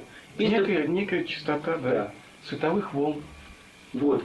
Опять-таки, можем ли мы сказать, что есть не просто частота цветового, но которая это определенное восприятие моего Восприятие нашими глазами. Да, конечно, потому что Органами да, потому что, зрения. например, для пчелы это будет по-другому видеть. Вот, и для кошки и так далее. Вот. Второе. Можно сказать, что, например, химизм данный, да, там, железо, там, определенного сплава и так далее. Вот именно сам химизм существует вообще. Вообще железо есть? Вообще железа нет, оно есть в конкретных предметах, так? Вот, есть идея некое железо, есть идея цвета, так? Поэтому, собственно, она прозрачна, мы можем его познавать, да? И железо и так далее, потому что это некая идеальная субстанция. Вернее, некая идея. Да? Есть там схема устройства. Схема, она, конечно, существует, но это не диктофон никак. Да? Хотя она там может быть зарисована на бумаге, там в голове представлена. Сама информация, это вещь тоже нематериальная, да, которая структурирована диктофон. Итак, ну есть там у него таких вещей, как, например, масса. Вес, да, определенный. Вес вообще существует? Вообще килограмм есть? Нет, есть килограмм вообще чего-то, так? Вот. А теперь смотрите, может ли что диктофон без массы? Без цветности? Без химизма? Уберите вот эти свойства диктофона, что останется? Я же записывал. А ничего не останется, на самом деле. То есть при утрате любого из этих свойств диктофон исчезнет. Ну, почему? Давай выключим свет, и мы не будем видеть этот цвет Да. диктофона. Но он останется диктофоном. Цветность. Ну его Качество, свойство останется. качество, которое вызывает по восприятию цвета. Цветность, да? Вот если ты уберешь цветность из него, в принципе, он будет существовать. Ну, подожди, цветность. Ну, получается, Убери материя, она цветность. выражает Но он будет выражает существовать. цвет. Не будет. Даже если ты выключишь свет, у него свойство цветности останется. А он может не будет восприниматься, понимаешь? Ну, понял. Вот. А вот убери, вот или убрать массу, в принципе. Его не будет. С другой стороны, масса сама по себе вещь тоже идеальная, так? Вот. И Григорий Низкий говорит, что, смотрите, есть и ряд идеальных характеристик, которые сами по себе абсолютно нематериальны, да? Вот. Но они существуют в определенной схеме, да, в определенной, вот, то, что называется формой традиционной философии, да? Но есть материя и форма, да? Но материя как то есть есть набор неких идей, структурированный определенным логосом, замыслом. Вот, и дальше логос, замысл, это схема диктофон, да? Она структурирует все детали, которыми обладают все эти тоже определенными, своими более мелкими логосами. И вот эта система, вот этот логос, да, объединяющий вот идеальная структура, он дает понятие вещества. Дает вещество, соединение. Вот логос, обладающий некоторыми энергией, да, некоторыми вот идеальными функциями. Но все эти вещи, и логос, и все эти функции, они идеальны, они сами себе не существуют. А существуют именно вот в силу этих сочетаний всего. Понятно я объясню? Ну да. Вот. Именно по этой причине, например, в принципе, все, что окружает нас, есть духовность. Духовно. Понятно, да? Вопрос, что такое, что поднимать под словом духовность? То мы просто для точности выражений подразумеваем под словом духовность некие субстанции, которые не описываются характеристиками вещества. Ну, Слепинатов очень хорошо говорил. У них не говорилось об духовном мире. У них не было такой темы духовный мир, потому что они были умные люди, и поэтому они говорили более точно. Они говорят, что есть мир чувственный и умственный. Или чувственно постигаемый и умственно постигаемый. То есть мир, который охватывается органами чувств, и мир, который ими охватывается органами интеллекта, ума. Да? Вот в этом была разница. Например, наша душа, она относится к миру умственно постигаемому, да? Вот, а наше тело относится к области чувственно постигаемого. Вот и все. Так. И вернемся, да, к Слову Божьему. Когда Христос открыл печать 6-ю, тогда произошло землетрясение, сейсмос, мегас сделалось, великое землетрясение сделалось. Такое землетрясение общего планетарного размера. И солнце сделалось черный, как мешок волосяной. Не просто волосяница, да, вот более жесткое слово, да? Волосяной мешок. Почему? Волосяной мешок, дело в том, что в Палестине используют козьи шерсть, в основном черная. Почему? Ну, там есть определенные причины, там связанные с климатическими условиями. Вот зимой, например, черная ткань, она лучше держит тепло. А летом она, например, лучше предотвращает появление теплоплазита. Ну, такая идеальная такая вещь получается. Вот. И поэтому солнце дало как черный волосяной мешок. Кстати, да, такой? Вот такое уже потухшее солнце. И луна вся сделалась как кровь. Вот интересно, есть одно из объяснений, почему она покраснела. Как солнце может быть красное, если солнце потухло? Или как луна может быть красной, если солнце потухло? Как вы думаете? Отражение Земли, конечно же. Потому что она отразила Землю. Почему как кровь? Потому что она отразила духовное состояние даже деле Земли, которая вся покрыта кровью, да? Покрыта нечистотой. И звезды неба упали на землю, как смоковница бросает недозрелые ее плоды, ветром сильно встрясаемые. То есть, почему смоковница недозрелая? Да. Потому что день придет не тогда, когда этого будет требовать развитие космических законов. Так? Это день, судный день не выводим ни из каких данных наблюдений. Вот поэтому упоминание о недозрелой смоковнице, понимаете?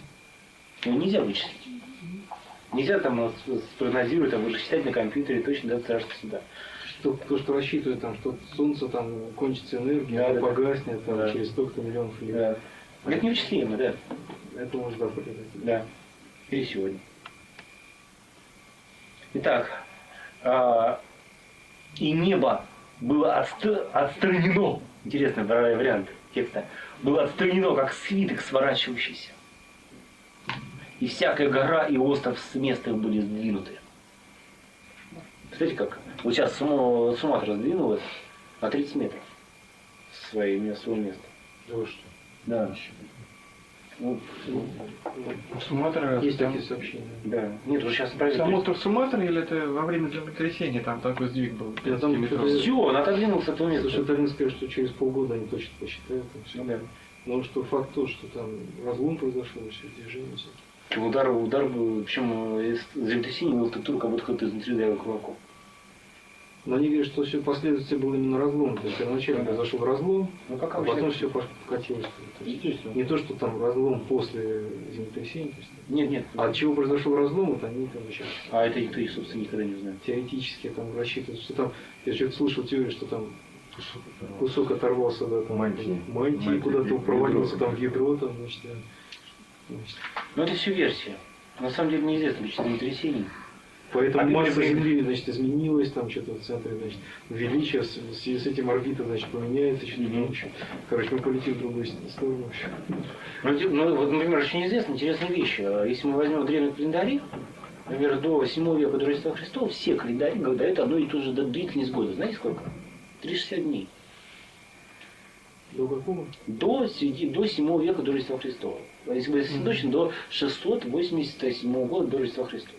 А если совсем точно, до 23 марта 687 года до Рождества Христова. Это переводная дата. Может, удобно просто считать. было. Другая орбита была. Орбита была другая. А что там произошло в тот день? Ну, там в этот день произошли... Это Иисус Новин когда? Нет, это было позже, чем Иисус Новин. Синхирим там погиб. Вернее, не он погиб, а погибли войска. Кто погиб? Это был Синхирим, царь такой добрый, Это царь какой? ассирийский, который хотел Иерусалим взять и хулил Бога. А. Он решил пойти на штурм, и прямо-таки накануне штурма, а это была пасхальная ночь, у него были небольшие проблемы приключились. С тем, что он проснулся, а все... 180 тысяч было убито. 185 тысяч трупов вокруг, включая главнокомандующего, всех, все элиты там. Там даже, то есть даже новые войска не берешь. А убиты каким образом? Чё Ангел пришел и убил. Не, ну то есть там какие, колото-режущие раны или что? Просто они лежат мертвые. А, понятно. Без признаков насильственности. Да, без признаков особых. А древние, нет, предание говорит, что признаки были, только не насильственной смерти. Они говорят, что были лежали просто одежда, а внутри ее скелеты обгоревшие. Ангел прошел, они сгорели просто все. Причем сгорели именно тела. А одежда остается нетронутыми. Кстати, это действие божественного огня, оно было и раньше. Помните, когда погибли два сына Аарона, то, что принесли чужую огонь жертвенников? Сказано, дядям их сказано было, возьмите, вынести их за одежду. Они же сгорели. Но они как можно было за одежду вынести? Да. Одежда не тронута, получается, была. Понимаете? А Илья, как бы, с небес огонь возвел, там 50 тысяч. Ну, не 2,50, там не 50 тысяч, не приличие, 100 человек там. 2,50 как. Вот. Просто потом было чудо, практически сразу же после этого. Помните чудо 10 ступеней? Когда тень вернул 10 ступеней. А это о чем говорит? Движение земной оси. И после этого начинается глобальная календарная реформа по всему миру, тоже одновременно идущая. Египтяне были архаичны, они не хотели ее проводить очень долго, но все-таки потом 5 дней добавили. А в других местах, значит, вводили 5-дневную реформу. 5 дней добавляли, и считались несчастными месяцами, несчастными днями. А потом уточнили, стали еще 4 дня говорить. Возникли так високосный год. А до этого есть сведения, что некоторое время год длился 228 дней. Вообще, это было до исхода из Египта. Для Иисуса Навина. Так что орбита двигалась. Вот, например, в то время, как раз я говорил, что самая великая, ныне известная история произошло во время исхода из Египта. Оно было в виде в Китае, от которого погибла половина населения Китая. Значит, 1 миллион человек погибло тогда. На той стороне что-то происходит, а китайцы под раздачу попали. Причем по сообщениям китайцев волна была высотой 2 километра. Китайских не сообщили, да? Не, ну летописи остались, да. А почему это произошло? Только все очень просто. Сказано, что Бог сам совершит суд над всеми богами. Он совершил. Вот. Ну, то есть это, наверное, из-за цунами Красное море пришло, получается. Как раз сейчас тоже сообщения были, что там на 100 метров вода пошла от берега, и там народ побежал смотреть, там, нажившийся берег. А они так побежали, помнишь? Пришла волна. А там больше история была? Там была просто более жуткая ситуация. Ну просто там цунами было. Вода стояла. Да. Стояла и была, почему она сказана, она волны остановились в моря. То есть вода остекленела. Странно оледеневший путь моря, поет наша церковь в Эрмаса. То есть море стояло, и как даже на картинах, вот знаете, изображают там рыбы всякие, там, выглядывающие там из стен воды, которые, мимо которых идет этот... Как аквариум. Да, такой аквариум. Вот, почему интересно, что египетские памятники об этом же говорят. А египетские памятники сообщают, да, Египет фараона найдены же, да? Вот, и они говорят, что он погиб в так называемом водовороте. Поэтому, собственно, он никогда не мог убежать, понимаете? Он побежал, а так, и куда бы он ни бежал, когда бежали египтяне, бежали навстречу воде. Не думаю, что они в одном направлении бежали. Но куда бы они бежали, бежали навстречу, понимаете? В любом направлении. Вот. Итак, и небо было отстранено, как свиток сворачивающийся, и всякая гора и остров с места были сдвинуты. Почему небо было свернуто, как свиток? Свертывается, чтобы открыть то, что за ним, понимаете? Понимаете? Свертывается затем, но, опять-таки, раз она свернута, значит она не ничтожна. Иеремия говорит, Ливонский, не погибает и не истребляется ни сущность, ни существо создания, ибо истинно крепко создавший его. Но приходит образ мира сего, в котором совершено преступление. Предполагаем, что апостол, придерживался древнего обычая, евреи вместо наших книг употребляли свитки, развитие которых производило не уничтожение их, а раскрытие написанного. Так точно и обнаружение небесного тела указывает на откровение благ святым. То есть оно сворачивается для того, чтобы явить благо обещанное святым, и само преображается при этом, переделывается. Именно вот это небо будет. И именно вот эта земля будет. Новая. Понятно? Не иное какое небо и новая земля будет. А вот именно вот эти земля, они будут пересотворены, понимаете? Переделаны. Потому что Бог своих слов не меняет, не выбрасывает. Так получается, как и человек, человеческое Да. быть переделано. Вот воскресенье небо, воскресенье земли. Так и есть. Как раз огонь, но обновляет, воскрешает, да? Землю и небо. И огонь Святого Духа. Вот. Причем интересно, что Андрей Кисельский говорит, что кроме буквального смысла это падения этих звезд, да, огромных астероидов, которые будут падать на Землю, тогда означает вот что еще вот эти потухшие Солнце и Луна. Предполагает, говорит о том, что во времена Антихриста будет следующее.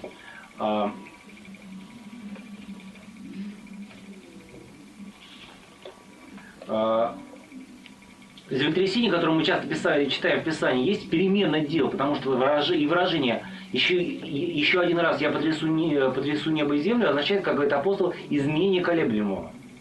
То есть вот великое землетрясение, которое будет на земле, это означает, что земля прекратит колебаться. То есть вообще весь мир перестанет быть колеблющимся. Сейчас мир колеблющийся, непрерывно, да? То есть непрерывно текущий.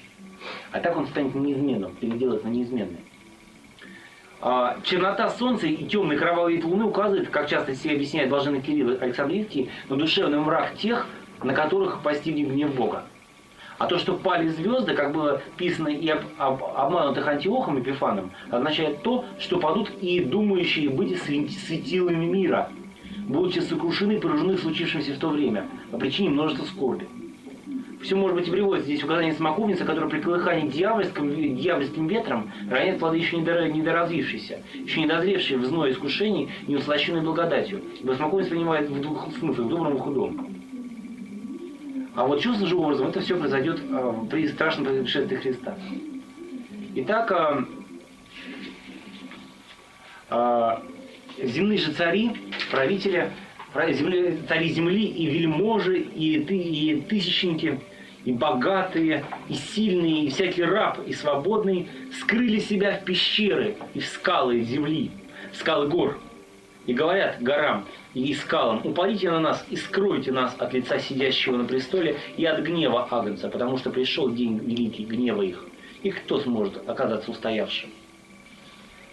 Вот те люди, которые себя считали великими, да, правители, вельможи, то есть да, интеллектуалы, вельможи, сановники, там, олигархи, кто это нынешние. И сильные, тысячники, понятно, да, то есть управители войсками, и богатые, да, у которых финансы все, и сильные, то есть спецназовцы. И всякий раб и свободный, они скрылись в пещеры. И пропасти земли думали, каким-то образом спрятаться от Бога всемогущего. Как предсказал Господь, будет время, когда будете говорить, там горам покройте нас, да, и скалам пойдите на нас. Вот так и будет в конце мира, когда люди будут пытаться спрятаться от лица Бога, сидящего на престоле. Пропасти земли? Да. Есть такой смысл, правильно? Всякие бомбоубежищные дни становятся. Да, про это Бог говорил, что будет такой проект. И про кому сказал, что если ты на дне моря сделаешь себе убежище, я повелю морскому змею там тебя укусить. А сказал, если ты от меня зарвешься в преисподнюю, я тут тебя вытащу. Если ты построишь себе гнездо между звезд, я тут тебя сброшу. Все эти проекты сейчас реализуются. Ну что, гнездо между звезд пытаются строить, да? Ну еще пока не пальцы между самих звезд, да? Ну, ближе, видимо, будет и межзвездные какие-то, судя по славам Божьим, да? Проекты. Получается, на других планетах. Если Между звезд, да, гнездо. Гнездо, Да. ну, планета может Ну между да. звезд. Ну да, может быть. А может быть просто межзвездном пространстве. И убежища такие, да? А сейчас многие говорят, что хорошее убежище там за пределами Земли, там, в случае ядерной угрозы, никто тебе не долетит. А есть да? вообще корабль какой-то уже, значит, построили такой самолет, который, ну, то есть не нужен космонавт, просто простой обычный человек сажают в самолет Да. и выносят в космос. Да. Ну, просто там как бы это, как сказать, некое путешествие, просто демонстрация. Да. То есть там несколько минут полета в космосе, потом ты садишься. Да, я знаю, сейчас делается. Вот, и Без всякой подготовки, что самое. да. А программа есть насчет подземного бункера, когда она реализована, у нас же есть подземная Москва полностью, да? В районе Матвеевской, там на глубине, ну, сколько там, метров 400, там глубина, или 300. Хороший там подземный город есть полностью, со своими метро, там все стало И своими. подземный город построили еще при Сталине. Да, там вот. Вращательный прямой сделан, вращательный прямой попадание ядерной бомбы. Вот. И часто делали там, вот Гитлер делал все по подземных городах в заброшенных шахтах. Вот. И программа под водой построить тоже разрабатывается. Кстати, у французов и американцев очень сильные достижения в этой области. Они на 800 метров уже опускаются там. Ну, а мы знаем, что вот Бог обещает, что эти достижения ничего не приведут. Вот я вытащу и все. И никуда от меня не спрячешься. Укусит. Да, кусит морской змей, и все. Представляете, сидишь, что в морском, а тут такой динозавр плывает, говорит, ку-ку. Я вас кусать пришел.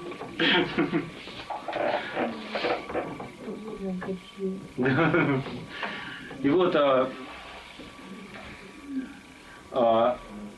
и вот эти все предсказания, они, то есть все эти, здесь как раз-то Господь повторяет древние предсказания, которые Он говорил через пророков. Пророк Исаия говорил такие слова от имени Бога. Сейчас прочитаю.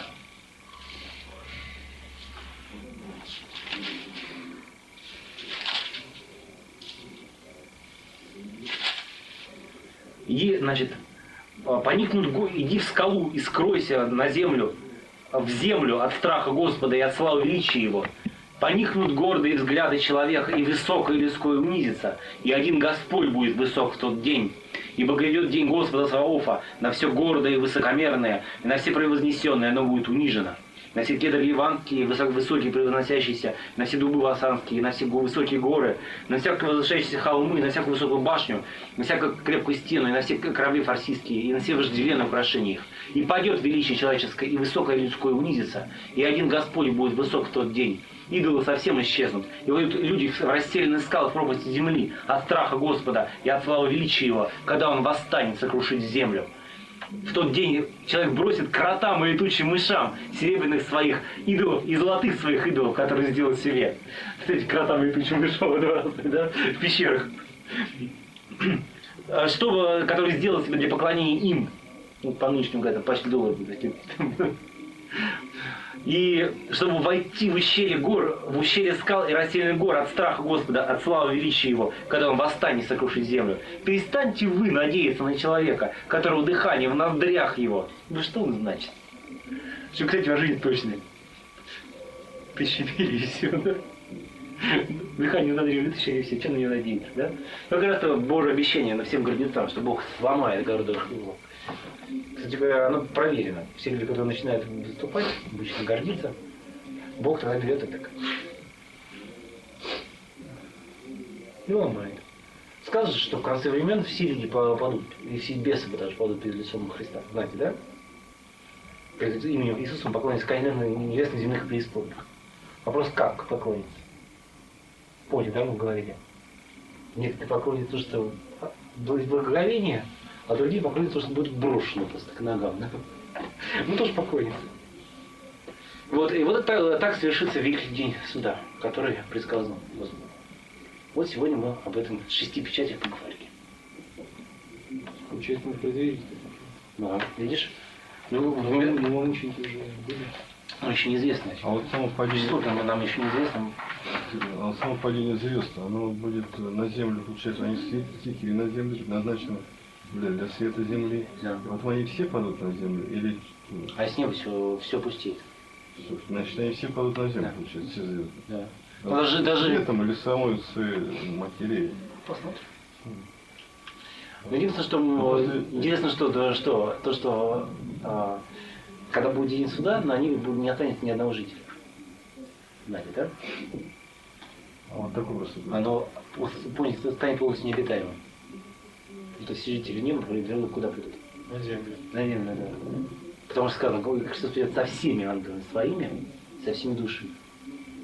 А вот многие говорят, что такая вот маленькая земля, как здесь будем жить все. Ну, она же будет обновленная. Ну да, но вот получается, если звезды падут на землю, то вот есть та материя, которая увеличится земля, или как? Чего гадать?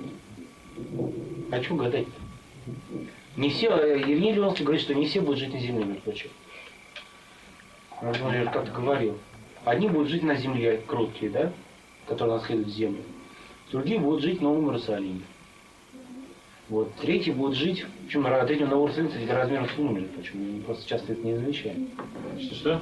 Размер Нового Иерусалима, размер с Луной, на самом деле, Нового Иерусалима. 2220 километров в длину. Город. Длину города 2220 километров. Неплохой город, да? Квадратик. Высоту 2220. Откуда известна эта информация о размерах? Апокалипсис. Да, там же он такой измерение. Все измерено, да. Но только там измерения какие-то. А там есть четко. Непонятно. Четко.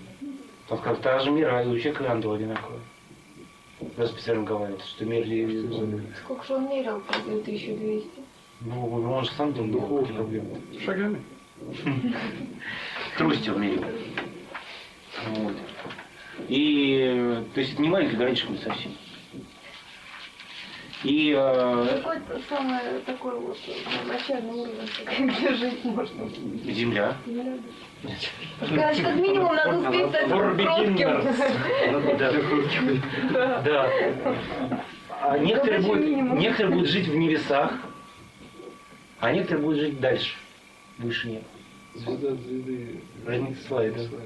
То есть даже по местам, где, да, ведь? Собственно говоря, я очень долго до этого места, пока не прочитал Даниила этих слов, я не мог вот, создать себе связанную картину. Потому что да, обещаны разные награды праведникам, да, там, или земля, или Новый Иерусалим, да, там, рай и так далее. Вот некоторые вроде возвращенные будут жить. Вот, то есть разные степени святости предлагают разные места. И обители Отца разные, они буквально, кстати, разные. Философ затворник даже предполагал, что обновленные звезды станут жилищем для человека.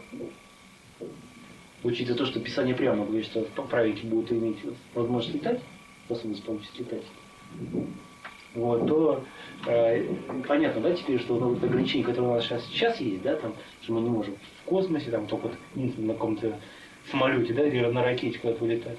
Так не будет, у нас можно летать спокойно в космосе так. Интересно, на следующий праздник, в принципе, как между раем и адом разницы не будет, так что наши к вашим не могут встретиться там и так далее. Почему? Пожалуйста, ходите. У каждого свое место, каждый будет делиться в этом тем той радостью, которую он имеет.